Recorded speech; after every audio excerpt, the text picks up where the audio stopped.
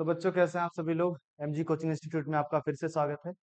मैं एक और बायोलॉजी की वीडियो लेकर आ चुका हूं। जैसा कि मैंने कहा था कि मैं लास्ट वाली वीडियो में आपको बताऊंगा कि इम्पोर्टेंट जो क्वेश्चन रहने वाले हैं आपके जेनेटिक चैप्टर यानी हेरिडिटी या आनुवंशिकता से कहें, उससे जो कुछ इंपॉर्टेंट क्वेश्चन आपके बोर्ड के लिए बनेंगे उससे मैं यहाँ पर डिस्कस करने वाला हूँ, बताने वाला हूँ और साथ ही साथ आपको इसका पीडीएफ भी प्रोवाइड करवाने वाला हूँ। आपको नोट्स बनाने में कोई दिक्कत नहीं होगा, ठीक है। तो चलिए तुरंत लेक्चर शुरू करते हैं। देखिए, इसके अंदर कुछ ना 8-10 क्वेश्चन बड़े इंपॉर्टेंट होते हैं जो कि हर साल लगभग बोर्ड एग्जाम में पूछे ही जाते हैं। और क्योंकि ये ग्रेगर जॉन मेंडल का चैप्टर है, पहले के टाइम पे तो दोनों चैप्टर कंबाइन हुआ करते थे, जहां पर हमारा जैव विकास और ये आनुवंशिकता दोनों एक ही थे। लेकिन अब क्या हुआ, ये एवोल्यूशन और ये हेरिडिटी दोनों को अलग कर दिया गया है। आपके लिए केवल हेरिडिटी आएगा, एवोल्यूशन नहीं आएगा, ठीक है। तो उसमें देखिए आपको पढ़ना क्या है। सबसे पहले आप कुछ इंपॉर्टेंट क्वेश्चन उसको देख लीजिए। जैसे लिखा है, what is the role of DNA in heredity. भैया डीएनए का जो रोल होता है, या आपको इसके डीएनए की जगह क्वेश्चन बदल कर आ सकता है। यहाँ पर जो डीएनए लिखा है इसकी जगह जीन भी आ सकता है। तो आप दोनों वर्ड को ध्यान दीजिएगा। जीन और डीएनए हेरिडिटी में क्या इंपॉर्टेंट रोल करते हैं। फिलहाल तो यहाँ पर तो लिखा है डीएनए और जीन क्या रोल करते हैं, वो तो आप नोट्स बना लेंगे, लेकिन आपको जरूरत है इस क्वेश्चन को समझने की। अब ये जो हेरिडिटी होता है, सबसे पहले आप ये समझिए कि हेरिडिटी होता क्या है। हेरिडिटी क्या होता है भैया, हमारे माता पिता के अंदर जो लक्षण होते हैं, जो आनुवंशिकता होती है, ये क्या होती है, माता पिता के अंदर से जो लक्षण आते हैं हमारे अंदर, वही तो आनुवंशिकता कहलाती है। तो ये जो हेरिडिटी है उसमें कह रहा है इसी लक्षण में इसमें डीएनए का क्या रोल है। अब डीएनए क्या होता है, आप ऐसा समझिए कि डीएनए क्या होता है, कह रहा है डीएनए के रूप में एक आनुवंशिक रूप में जानकारी को लेकर जाने का काम करता है। जो डीएनए आपका होता है, ये आनुवंशिक जानकारी को कैरी करता है। अच्छा, आनुवंशिक जानकारी क्या होता है, हमारे माता पिता के लक्षण ही आनुवंशिक जानकारी कहलाते हैं। अब यही जो हमारे जेनेटिक कैरेक्टरिस्टिक होते हैं, हमारे माता पिता के अंदर से हमारे अंदर आते हैं। अब डीएनए आपने कई बार अगर देखा होगा तो डीएनए का कुछ फॉर्मेशन ऐसा बना होता है, तो उसके अंदर आप ऐसे देखेंगे, ऐसे लगे होते हैं, इस तरीके से कोड बना हुआ होता है, ठीक है, ऐसे बने हुए होते हैं, ठीक, इस तरीके से आपने जरूर देखा होगा, ठीक है। एक्चुअली ये होता क्या है बेटा, ये होता है डीएनए हमारा। डीएनए के एक स्पेशल भाग को हम लोग जीन बोलते हैं। लगभग हर एक भाग को जैसे हम लोग जीन बोलते हैं, ठीक है। इस जीन के अंदर डेटा सेव होते हैं। अब आपको बहुत ज्यादा डीप जाने की जरूरत नहीं है, अगर आप क्लास 12 वगैरह में रहेंगे तो आपको बताएगा इसमें AGTC होता है डीएनए के अंदर, जिसका नाम एडेनिन, गुआनिन, थायमिन और साइटोसिन। देखो ये क्वेश्चन तुम बहुत आसानी से कर लोगे, अगर तुम इससे पहले वाली वीडियो, अगर तुम दोनों वीडियो देख लोगे तो ये क्वेश्चन तुम्हारे लिए बहुत आसान हो जाएगा। मैं तुम्हें बस यहाँ पर एक रास्ता दिखा रहा हूँ कि ऐसे क्वेश्चन आएंगे तो इस क्वेश्चन का आंसर तुम्हें लिखना कैसे है। वहां पर क्वेश्चन आंसर हिंदी और इंग्लिश दोनों में इसलिए प्रोवाइड करवा रहा हूँ, आपको बस समझा रहा हूँ। ये जीन जो होता है ना, जीन के अंदर ये जो AGTC होते हैं बेटा, ये अलग अलग सीक्वेंस में लगे होते हैं। जैसे कभी कभी CCTAA जी ऐसे लगे होते हैं। तो हर एक सीक्वेंस, हर एक पैटर्न का, हर एक कोड का अपना कोई फंक्शन होता है। तो ये क्या करते हैं, अपने अंदर हमारे माता पिता कैसे थे, हमारे दादा दादी कैसे थे, उनके माता पिता कैसे थे, उनके माता पिता कैसे थे, इन सभी अपने पूर्वज के डेटा को ये डीएनए क्या करता है, अपने अंदर इकट्ठा रखता है। और इकट्ठा रखने के बाद जब हम आते हैं तो हमारे अंदर उस डीएनए को भेज देता है, उस लक्षण को भेज देता है। और उस लक्षण को भेजने के लिए इसकी जरूरत पड़ती है, डीएनए की जरूरत पड़ती है। जैसे आपको पता है, आपके फोन में अगर कोई चीज, डाटा केबल नाम का सुने हैं कोई चीज, एक जगह से दूसरी जगह डाटा को भेजने के लिए आप डाटा केबल का यूज कर लेते हैं। अपने लैपटॉप से फोन में, फोन से लैपटॉप में, इस तरीके से अपने दोस्त से दूसरे दोस्त में, इस तरीके से कर लेते हैं। तो सेम वही पैटर्न है, डेटा को जो हम ट्रांसफर कर रहे हैं ना, वहां पर वो जो डेटा ट्रांसफर हो रहा है, जिसके द्वारा हो रहा है, वो डीएनए होता है। डीएनए का बहुत इंपॉर्टेंट वर्क है, और वो वर्क आप सभी को पता है। जब इस डीएनए के अंदर गड़बड़ी आ जाती है, जब इस जीन के अंदर गड़बड़ी आ जाती है, तो बीमारी होती है जेनेटिक डिसऑर्डर। इसे कहते हैं डिसऑर्डर। डिसऑर्डर का मतलब सही क्रम में कोई चीज चल रहा हो, उसके बाद उल्टा सीधा होने लगे, ठीक है, तो उसे कहते हैं डिसऑर्डर। अब जैसे ही डिसऑर्डर होता है तो हमें अलग अलग बीमारी हो जाती है। 5 के बजाय 6 उंगली हो जाएगी, 6 की जगह कहीं पता चलेगा हाथ ही नहीं जन्म मिलेगा, मुंह टेढ़ा मेढ़ा रहेगा, या दांत वांत का अलग तरीके से रहेगा। आप अपने मम्मी पापा से बिल्कुल अलग नजर आएंगे, ठीक है। इस तरीके से हो जाता है। कई लोगों का तो भैया ये भी सोचना होता है, जैसे कुछ लोगों के पूर्वज वगैरह होते हैं ना, तो उनके यहाँ क्या होता है, दांत वांत थोड़ा सा आगे निकला होता है। तो ऐसा लोगों को लगता है कि नहीं, हमारे मम्मी पापा का तो नहीं निकला है, हमारे दांत निकल गया। तो ऐसा क्यों हुआ, ऐसा आपके मम्मी पापा से नहीं हुआ। ग्रेगर जॉन मेंडल के कहने के हिसाब से अगर देखा जाए तो हमारे अंदर जो कुछ लक्षण होते हैं प्रभावी होते हैं और कुछ अप्रभावी होते हैं। प्रभावी और अप्रभावी लक्षण दोनों ही होते हैं। जो दिखाई दिया वही प्रभावी होता है, जो पीछे रह जाता है उसे अप्रभावी कहते हैं। जब आगे मौका मिलेगा दूसरी पीढ़ी में तो हो सकता है अप्रभावी लक्षण दिखाई दे। ठीक है, आपने उसका डायग्राम बनाया होगा, आपको वो भी बताते हैं। तो पहले क्वेश्चन का आंसर यही रहेगा, आपको लिखना होगा तो आप इसका आंसर लिख सकते हैं। सेकंड क्वेश्चन की तरफ चलते हैं। क्या होता है सेकंड क्वेश्चन हमारा कह रहा है what is the difference between dominance and recessive alleles, जिसको हिंदी में कहा जाए प्रभावी और अप्रभावी एलील्स के बीच में अंतर क्या होता है। एलील्स के बारे में हम बहुत अच्छी जानकारी आपको दे चुके हैं कि एलील्स होते क्या है। एक्चुअली आप ऐसा समझिए कि एक एक जो क्रोमोसोम आपका होता है, जैसे मान लीजिए मैंने इस क्रोमोसोम को बनाया, इस क्रोमोसोम के पास मान लो यहाँ पर कोई सिम्टम्स है, इस तरीके से कोई ऐसे टिक किया हुआ है। ठीक है, अब दूसरा इसी के पास एक और क्रोमोसोम बना लेते हैं, क्योंकि ये डीएनए से ही मिलकर बना हुआ है। ठीक है, ये डीएनए से ही मिलकर बना हुआ है ऐसे। ठीक है, अब मान लीजिए ये हमारे पास दो अलग अलग हमारे पास क्रोमोसोम है। अब इनका जो पूरा पैटर्न बना होगा वो जीन से मिलकर बना है। अब ये बनता ऐसे है, देखो मान लो इससे डीएनए है ना आपका। अब इस डीएनए को आप बहुत छोटा कर दीजिए, बहुत छोटा कर देंगे तो ऐसे लाइन धागे के जैसा दिखाई देने लगेगा। अब ये हिस्टोन प्रोटीन के ऊपर ऐसे बार बार ऐसे लिपटते रहते हैं, ऐसे ऐसे लिपटते रहते हैं, इतना क्वाइल्ड हो जाते हैं, इतना क्वाइल्ड हो जाते हैं कि वो क्रोमोसोम के स्ट्रक्चर को ड्रॉ कर देते हैं। इस तरीके से वो क्रोमोसोम बन जाते हैं, हाईली क्वाइल्ड इन्हें कहा जाता है, हाईली क्वाइल्ड। ठीक है, बहुत अधिक क्या होते हैं अपने आप में, इस तरीके से क्वाइल्ड क्वाइल्ड क्वाइल्ड क्वाइल्ड होकर इस तरीके से वो क्रोमोसोम, हर क्रोमोसोम लगभग हर क्रोमोसोम इस तरीके से बनता है और इनके बीच में इस तरीके से दोनों ज्वाइंट आपस में जुड़ जाते हैं, इससे बनता है क्रोमोसोम। हम बस पास से देखते हैं ना तो हमको एकदम क्लीन क्लीन दिखाई देता है। अब उसी तरीके से, अब जैसे मान लीजिए ये कलर के लिए है। ठीक है, अब कलर में क्या होता है, जब आप बोलेंगे कलर तो कलर में आप थोड़ी ना बोलेंगे इस तरीके से, आपने कभी थोड़ी ना बोला लाल पीला हरा नीला, ये सब थोड़ी बोलते हैं। आप सभी चीज को रंग बोलते हैं ना। तो ये एलिल्स जो होता है वो दोनों सेम होता है, दोनों ही जीन ही है। जीन के ही अलग अलग रूप को हम लोग एलिल्स कहते हैं। अब क्या होता है, मान लो ये रेड वाला है और ये येलो वाला है, ये रेड वाला है और ये येलो वाला है, तो यही यही बस दोनों सेम टू सेम है। लेकिन एक एलिल्स दूसरे एलिल के एक समान होता है। और ये एलील क्या होते हैं, कभी दिखते हैं तो कभी छिप जाते हैं, कभी दिखते हैं तो कभी छिप जाते हैं। यही इनका चलता रहता है। ठीक है, जैसे कोई बच्चा गोरा भी हो सकता है काला भी हो सकता है, दोनों लक्षण उसके अंदर होता है। अब जो गोरा वाला अगर आया एलील सामने तो गोरा हो जाएगा, अगर काला वाला एलील सामने आ गया तो काला हो जाएगा। ठीक है, अब आप इसमें देखिएगा, मैं इसको मिटा देता हूँ। ठीक है, आप यहाँ पर देखिएगा, पहले से ही लिख दिया गया है, प्रभावी लक्षण अप्रभावी लक्षण। अच्छा, प्रभावी लक्षण का मतलब क्या होता है, अगर आप प्रभाविता का नियम पढ़ेंगे तो मेंडल के तीनों नियम में सबसे पहले आपको पता चलेगा कि जो प्रभावी होता है वही लक्षण क्या होता है बेटा, जो प्रभावी एलिल्स होता है वो दिखाई देता है, वह क्या होता है, हावी होता है। उसी के कारण ऐसा होता है। जैसे आपके शरीर में आपके जैसे दांत, आपके बाल, आपकी आंखें, आपका चेहरा, जैसे आपकी लंबाई जो है वो अपने मम्मी पर गई हो, आपका जो चेहरा हो वो आपके पापा पर गया हो। तो पापा पर जो ये चेहरा गया है, एक्चुअली ये जो गया है चेहरा बेटा ना, वो किस पर गया है, जो दिखाई दे रहा है वो प्रभावी। अब मम्मी का चेहरा नहीं दिखाई दे रहा है। अब क्या पता, आपकी जब शादी विवाह होगा, आपकी जब संतान होंगी, तो आपकी जो संतान होगी वो पता चल लगेगा कि आपके कुछ कुछ उसका चेहरा मम्मी के जैसा मिल रहा है। तो मम्मी का जैसा जो लक्षण था वो गायब नहीं हुआ था, वो बस दिख नहीं रहा था, अप्रभावी था। ठीक है, प्रभावी लक्षण को दिखाई दिया था वो वहां पर। और इसका पूरा का पूरा आंसर ये रहा, जो कि आप इंग्लिश या हिंदी दोनों में ही नोट कर सकते हैं। चलिए इसमें आते हैं, तीसरा क्वेश्चन लिखा है मनुष्य में लिंग निर्धारण कैसे होता है। ठीक है, how does sex determination occur in humans. भैया मनुष्य के अंदर लिंग का निर्धारण कैसे होता है, तो बहुत ही सिंपल बात है। मनुष्य के अंदर लिंग निर्धारण करने के लिए मैंने आपको पहले ही क्लास बताया था, क्लास ज्वाइन कर लेना, सारा डाउट क्लियर हो जाएगा बेटा। यहाँ पर मैं क्वेश्चन आंसर प्रोवाइड करा रहा हूँ।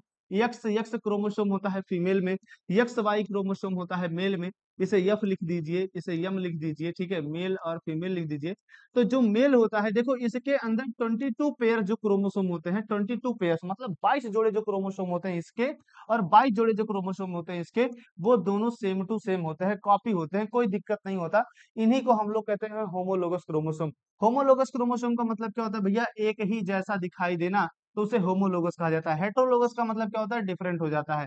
जो लास्ट वाला होता है, आप ये सोचिएगा, जो लास्ट वाला होता है मतलब 23 पेयर, 23 वाला ये और इसका 23 वाला ये, इसका 23 और इसका 23 दोनों क्या हो जाता है, डिफरेंट हो जाते हैं। इसी डिफरेंशिएशन के कारण मतलब 22 जोड़े एक्स एक्स ये भी है, 22 एक्स एक्स ये भी है, 23वां भी इसका एक्स होता है, लेकिन इसका 23वां एक्स और वाई होता है। जो वह एक्स और वाई होता है यानी हमारा जो हेटेरोसोम होता है, यही क्या करता है, लिंग का निर्धारण करता है। और मनुष्य में लिंग निर्धारण के लिए केवल एक ही क्रोमोसोम जिम्मेदार होता है, उस क्रोमोसोम का नाम है वाई क्रोमोसोम। जो वाई क्रोमोसोम होता है वही लिंग निर्धारण करेगा। वाई क्रोमोसोम की क्या हो रही है, अभी के टाइम पर वाई क्रोमोसोम बहुत वीक होता चला जा रहा है। इतना वीक होता चला जा रहा है कि लगभग आप समझ लीजिए कि 1500 लड़कियां हैं तो उसके एवरेज में लड़कों की संख्या कितनी हो चुकी है, 1000।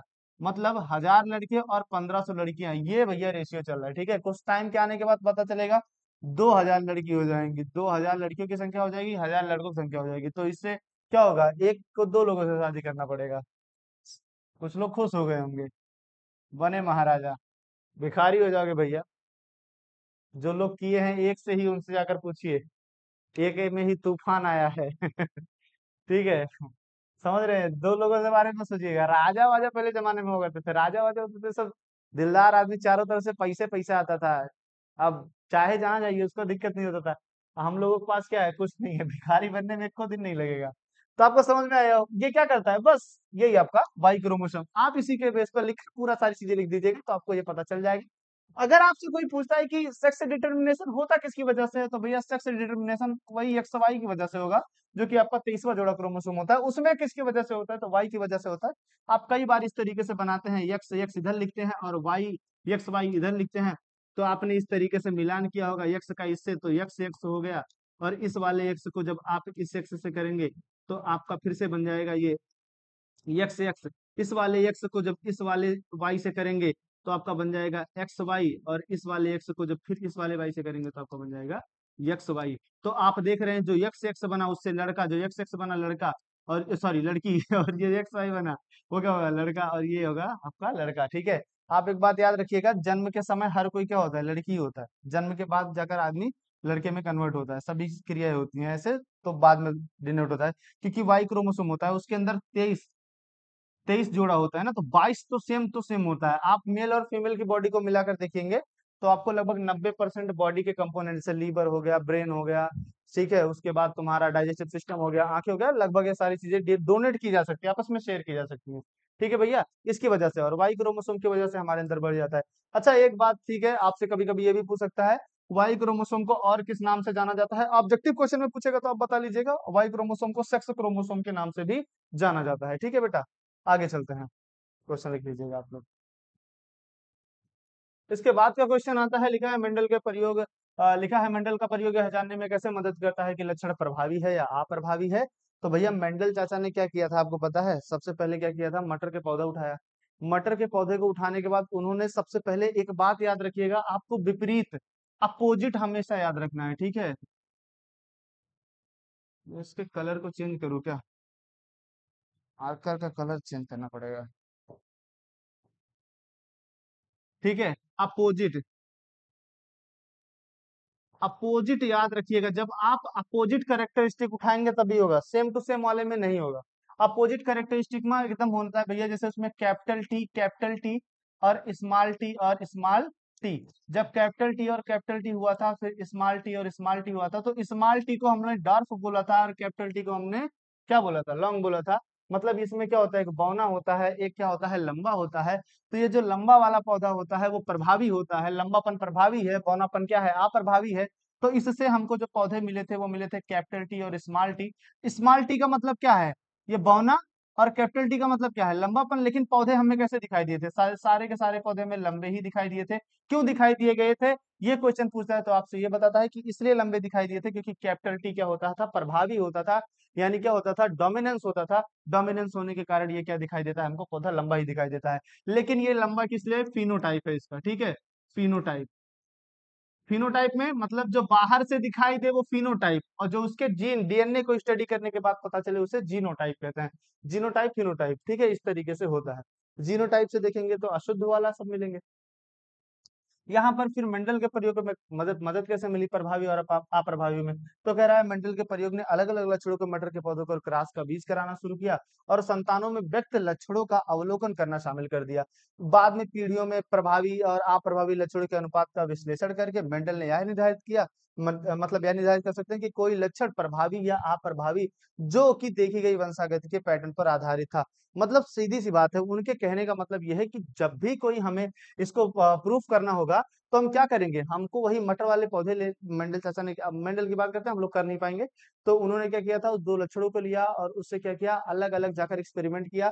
एक्सपेरिमेंट करने के बाद वो क्या करते हैं, सबके अलग अलग कैरेक्टरिस्टिक को लिखते हैं और लिखने के बाद क्या करते हैं, हर जनरेशन में उसे मिलाते जाते हैं, मिलाते जाते हैं। जो डोमिनेंस होता है उधर उधर रखते हैं, रेसेसिव होता है उसे इधर रखते हैं। और बाद में उनको ये पता चला कि यह प्रयोग जो उनको मदद मिला, उस प्रयोग में जो उनको मदद मिली वो इसी वजह से मिली क्योंकि भैया उनको क्या करते थे, अलग अलग बीजों से उन्होंने क्रॉस कराया, अलग अलग लक्षणों से क्रॉस कराया, अलग अलग कैरेक्टरिस्टिक से क्रॉस कराया। जब अलग अलग कैरेक्टरिस्टिक से क्रॉस कराया तब उन्हें प्रभावी और अप्रभावी लक्षण को प्रूफ करने में मदद मिली थी। बाकी इसका आंसर यहाँ लिखा हुआ है, तो आप ये आंसर नोट कर सकते हैं।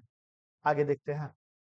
आगे लिखा है what are the Mendel's law of inheritance. भैया मेंडल के लॉ का इनहेरिटेंस, इनहेरिटेंस का लॉ क्या होता है, तो आप हमारी वीडियो जाएंगे यूट्यूब पर पड़ी होगी, आपको पार्ट 2 में ये मिल जाएगा और इसको आप पढ़िएगा जरूर, बहुत इंपॉर्टेंट है, फर्स्ट सेकंड में होगा। तो दोनों पढ़ लेंगे तो आपका सारा क्वेश्चन का डाउट दूर हो जाएगा। Mendel law of inheritance describe the pattern of inheritance for traits in organism, they include, यहाँ पर लिखा है भैया, आप देखेंगे पहला लॉ, 3 नियम दिया था उन्होंने। ठीक है, पहला नियम दिया था लॉ ऑफ डोमिनेंस, आपको पता है, लॉ ऑफ डोमिनेंस मतलब प्रभाविता का नियम, प्रभाविता का नियम आपको पता ही है। उसके बाद दूसरा नियम आया था आपका, जो दूसरा वाला आया था लॉ ऑफ सेग्रेगेशन का आया था। इसमें क्या होता था, स्वतंत्र वो वाला था पृथक्करण का नियम। पृथक्करण का नियम ये कहता है, प्रभाविता का क्या कहता है, जो लक्षण दिखाई देगा वो प्रभावी होगा, जो लक्षण दिखाई नहीं देगा वो क्या होगा, अप्रभावी होगा। इसमें जो दो एलिल्स होते हैं, जिसमें अप्रभावी वाला होता है, जिसमें दो एलिल्स होते हैं, वो जब अलग अलग दोनों एक साथ होंगे तभी अप्रभावी लक्षण दिखेगा। जब एक एलील रहेगा तो केवल प्रभावी लक्षण दिखेगा। तो इसी कारण ऐसा होता है। सेग्रेगेशन में क्या होता है, पृथक्करण का नियम होता है कि जो भी, चाहे कोई अप्रभावी लक्षण हो चाहे कोई प्रभावी लक्षण हो, दोनों ही लक्षण क्या होते थे, आपस में गुट बन जाते हैं, आपस में जुट जाते हैं, उसके होते हैं। कह रहा है युग्मक निर्माण के दौरान प्रत्येक जीन के एलील एक दूसरे से अलग हो जाते हैं, जिससे प्रत्येक युग्मक के प्रत्येक जीन के लिए केवल एक ही एलील होता है। मतलब इसमें जो पृथक्करण, पृथक्करण का मतलब क्या होता है, किसी चीज का बनना। ठीक है, पृथक्कृत होना मतलब जैसे अपनी भाषा में अगर उसे हम लोग कहें, पृथक्करण जैसे कोई चीज टूट जाए और टूट कर, जैसे आप एक तो लड्डू ले लीजिए, आप ऐसा समझिए आप एक लड्डू ले लीजिए, अब लड्डू को आपको पृथक्कृत करना है तो आप ना दो लड्डू बना लीजिए, उसको गोला गोला मतलब तोड़िए, दो लड्डू बना लीजिए, लड्डू ये भी है लड्डू वो भी है, लेकिन आपने इस बारी जो लड्डू बनाया है वो पृथक्कृत किया है, वही पृथक्करण है आपका। यही पर होता है, अब वो दोनों एक दूसरे से अलग हो जाते हैं, बिल्कुल अलग हो जाते हैं इस तरीके से। आपको बस और एग्जांपल अगर बेहतर समझना है तो आप समझ लीजिए आपके पास लाल और पीला वाला लड्डू मिला है। ठीक है, आपको पीला पीला कलर का लड्डू मिला है, उसमें दाना मिला है और कुछ लाल लाल कलर का दाना मिला है उसमें। अब आप लाल वाले दाने को अलग कर लीजिए, पीले वाले दाने को अलग कर लीजिए और दोनों दानों को अलग अलग करके लड्डू बना लीजिए। पहले ये एक ही थे, अब आपने पृथक्करण किया तो अलग अलग कर दिया इनको, और लाल वाला अलग हो गया, पीला वाला अलग हो गया, वही आपका यही वाला है। मतलब एक लक्षण दूसरे लक्षण में मिक्स नहीं होता। बस एक बात समझ लो, एक लक्षण दूसरे लक्षण में, जैसे कालापन गोरापन ऐसे नहीं मिक्स हो जाएगा, कालापन अलग रहेगा गोरापन अलग रहेगा। ठीक है, अलग अलग हो जाएगा। लॉ ऑफ इंडिपेंडेंस असॉर्टमेंट वाला भैया अगर आप देखेंगे तो आपको पता है स्वतंत्र अभ्यूहन का नियम है ये आपका। जब आप स्वतंत्र अभ्यूहन का नियम पढ़ेंगे तो आपको पता है स्वतंत्र अभ्यूहन का नियम यही कहता है आपसे कि आपका चाहे कोई लक्षण प्रभावी हो चाहे कोई लक्षण अप्रभावी हो, जो लक्षण हमको विरासत में मिली हुई है, एक लक्षण दूसरे लक्षण को कभी क्या करता है, इंटरसेप्ट नहीं करता। कभी भी एक लक्षण दूसरे लक्षण को काटता ही नहीं है। वो लक्षण चाहे दिखे या ना दिखे, उससे उसको मतलब नहीं है, लेकिन वो लक्षण उसी के पास रहता है, उसी के साथ रहता है, गायब नहीं होता। जैसे कि अगर मैं आपको एग्जांपल दूं इसका, तो एग्जांपल में आप समझिए, जैसे आपने कहा था भैया कैपिटल टी स्मॉल टी वाली कहानी, कैपिटल टी स्मॉल टी की बात करें और यहाँ पर, तो आपको जो पहले पौधे प्राप्त होंगे ये कैपिटल टी स्मॉल टी, इसका फिर इससे कराएंगे, फिर कैपिटल टी स्मॉल टी, है ना, इसका जब आप इससे कराएंगे तो कैपिटल टी स्मॉल टी, फिर इसका आप इससे कराएंगे तो कैपिटल टी स्मॉल टी। आप देख रहे हैं सारे के सारे पौधे लंबे मिले हुए हैं, लेकिन लंबे मिलने के बाद इनके अंदर बौनेपन का क्या है, बौनेपन का इनके अंदर अभी प्रभाव है, लेकिन ये प्रभाव दिखाई नहीं दे रहा, इसलिए अप्रभावी हो जाता है। और यही कारण है कि ये क्या है, स्वतंत्र अभ्यूहन के नियम को फॉलो कर रहा है, स्वतंत्र अभ्यूहन का नियम बता रहा है। अब स्वतंत्र अभ्यूहन के नियम के कारण क्या होगा, ये कभी भी अपने लक्षण को दूसरे से एक दूसरे को खत्म नहीं करेंगे, साथ साथ चलते रहेंगे हमेशा के लिए।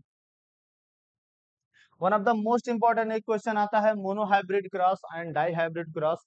इसका जो पूरा क्लास है वो आप देखेंगे, मोनोहाइब्रिड क्रॉस मैंने फर्स्ट लेक्चर में पढ़ाया है, डाई हाइब्रिड क्रॉस मैंने सेकंड लेक्चर में पढ़ाया है, आप वहां पर देख लीजिएगा। लेकिन मोनोहाइब्रिड क्रॉस मैं आपको बता देता हूँ, और डाई हाइब्रिड दोनों मोस्ट इंपॉर्टेंट क्वेश्चन है भैया, मोस्ट, ठीक है,